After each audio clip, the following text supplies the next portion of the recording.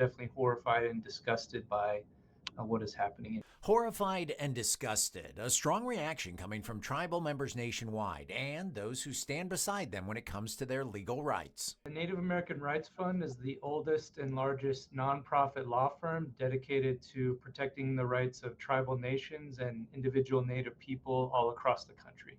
And lately, NARF has been busy speaking up and out about recent ICE interactions with tribal members. We're seeing, of course, Native American citizens who are being unlawfully detained without probable cause and then being brutalized after the fact when they're being detained and then held for many, many hours. And they aren't alone. Sioux tribal leaders sending a similar message to members and the masses, sharing, quote, "The Sault Ste. Marie tribe of Chippewa Indians strongly condemns recent immigration and customs enforcement activities that have created fear, confusion, and anxiety within Indigenous communities and among minority communities more broadly," end quote.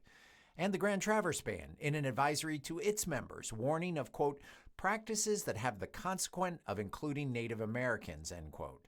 Basically what is happening is a form of racial profiling, and so people are getting detained for the way that they look. And they argue that's something no U.S. citizen, tribal member or not, should have to face. Native Americans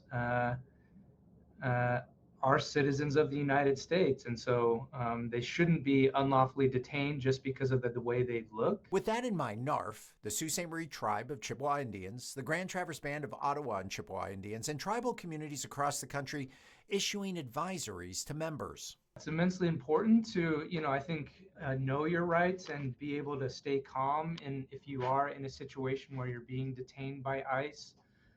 So that you can let them know, of course, you are a U.S. citizen. Simple instructions on what is and what isn't legal for an individual or an ICE agent to expect or demand during an interaction. You have the right to remain silent. You have the right to be free from unlawful searches and seizures.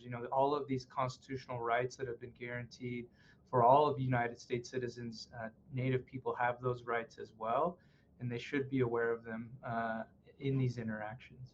They claim it's not about unnecessarily resisting or making things difficult, but rather standing up for constitutional rights guaranteed to all Americans. Sioux Tribal Chairman Austin Lowe's explaining, quote, "We will continue to assert our inherent tribal sovereignty, protect our citizens, and speak out against actions that violate the human rights and dignity of Indigenous people and minorities who are unjustly targeted."